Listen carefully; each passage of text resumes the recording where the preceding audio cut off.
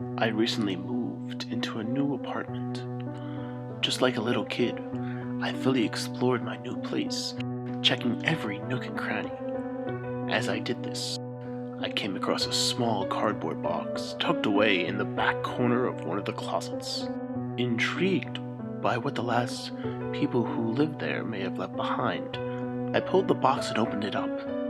I was pleasantly surprised with what I found. Inside, two N64 controllers, sadly in poor condition, and a few N64 classics: Mario 64, Legend of Zelda Ocarina of Time, and Conker's Bad Fur Day. I was mostly excited about Conker, having loved the game when it came out. However, it had some deep scratches on it, and the label was mostly turned off. Clearly, being an abused game, I had doubts that it would even work. Nevertheless, I was overcome with feelings of nostalgia as I thought about the cartridge, and eventually decided to plug it into my N64 and give it a try. It took a couple of times to start, as even my best working games do, but when it booted up, it seemed to work alright, if anything, a little glitchy. It appeared to be missing the opening cutscene where Conker walked into the bar. The music seemed to be a little off. The random characters that were usually in the bar were gone. Minor glitches for a majorly fucked up game, so I thought little of this and started up a new file. Once again, no cutscenes to speak of. I was at the beginning of the game, where Conker was hungover and needed to get the remedy from Birdie the Scarecrow. I'd begun to remember what I loved about this game, and I was looking forward to the hilarious conversations with the various characters throughout the world. However, when I walked over to Birdie and hit the button to initiate the conversation, no words were spoken. I just stood there, holding a bottle of booze. As Birdie bounced back and forth, he would not respond or take the bottle. I was starting to think that the game had just stopped working. Concluding that I would not be talking to Birdie anytime soon, I continued traveling the world. Finally, when I had reached a gate, I waited a good 5 minutes before it opened like it normally would. I thought this was a bit weird, even for this game. Regardless, I advanced on through the gate, and then hit the button that sobered you up. As Conker put the tabs into the glass, it flashed red for a few seconds, and then went black. It was as if the texture failed. Conker tried to say his phrase, but it came out as a mess of a sound. I progressed through the first area and did not receive any of the cutscenes I remembered to be there. As well, some things were just peculiar. For example, the gargoyle was much different than I had remembered him being. He had blood around his mouth and wore a very sinister look. When I knocked him off the bridge, there was no cutscene. I just hit him and he was gone, as if it had just been skipped. In the next area, there were none of the regular characters I should have been able to interact with. They were all replaced by Reapers. None of them would talk to me. I could not hurt them, but some of them could kill me. I ran around this area for a while. I looked for someone that would respond and give me an objective, but nobody would. I tried using the context buttons, yet most of them would not do anything. Some of them would even cause Conker to die immediately, such as by causing his head to fall off, or by making his body explode. Another perplexing thing I noticed is that if you did not touch the controller for a while, Conker would do a waiting for the gamer action cycle, though it was unlike anything I'd ever seen. It would start out innocently enough with Conker kicking at the ground, and then twirling his thumbs. "Hey, anyone out there?" he would say. But it seemed as if he was yelling out to the world, not to me. Shortly after that, he would sit down and hold onto his head while he made an odd crying noise. Then he would pull out a magnum and proceed to shoot himself in the head. This resulted in losing a life. That truly took me by surprise, as it was incredibly disturbing, and I really was not expecting him to die from not controlling him for a period of time. It started to seem like the only thing that the game would let me do at this point was die. I had quickly run out of my starting lives, which I had about of 10. started to seem like the only thing that the game would let me do at this point was die. I had quickly run out of my starting lives, which I had 10 of. As soon as I lost my last life, I was transported to the area where Death told you about the Conker tales and how they counted as lives. I thought this was odd, since I had not seen a cutscene yet, and usually this happened after you died for the first time, not after you ran out of lives. There was something undoubtedly strange about this area. It was completely red, and the bodies of NPC characters were sprawled across the floor, not to mention that fire engulfed the region surrounding Conker. Death also seemed to be more menacing than normal, with piercing red eyes and an overly bloodied scythe. With no control over Conker, I could only watch as he stood before Death shaking and crying. He stayed like this for an uncomfortably long time. Eventually a text box appeared. "My, haven't you been the lucky one?" The camera panned across the grotesque and bloodied bodies until another message interrupted. "When it is you that deserves to die." The camera whipped back to the wide shot of Conker and Death enclosed by the bodies, except now the bodies were all Conker.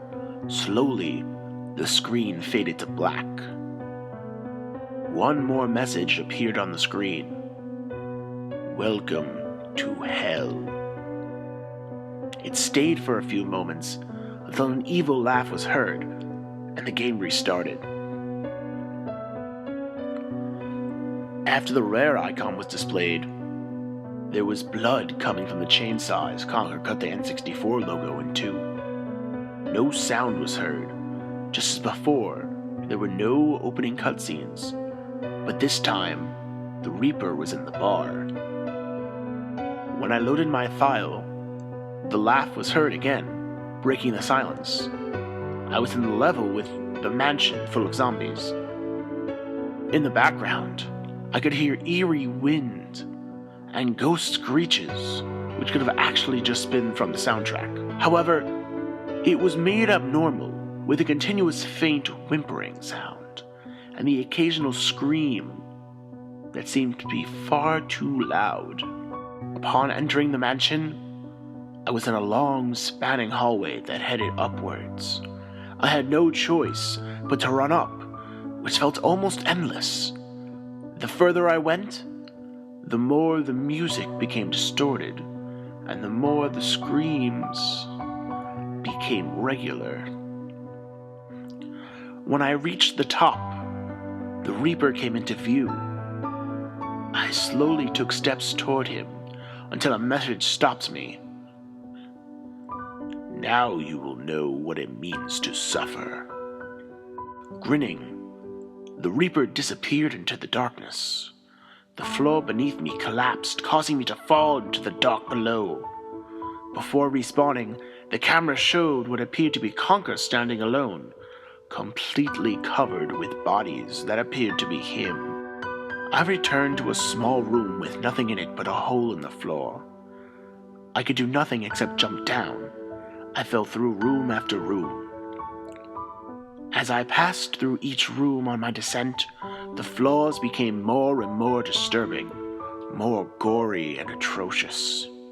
When I ultimately landed, I appeared to be up to my waist in lava that strangely did not hurt me.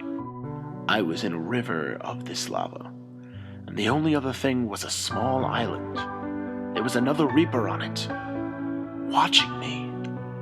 Not wanting to die again, I tried to run past the Reaper, using the door that was on the wall behind him, only to be prompted by another message. "Where do you think you are going?" Out of frustration, I tried to attack the Reaper, only to get another text box. "You will know pain." Conker burst into flames. I swear I could see his flesh melting off. The Reaper proceeded to laugh until the screen faded to black. "This is your final chance." Upon respawning, I was in a room that looked similar to the last one.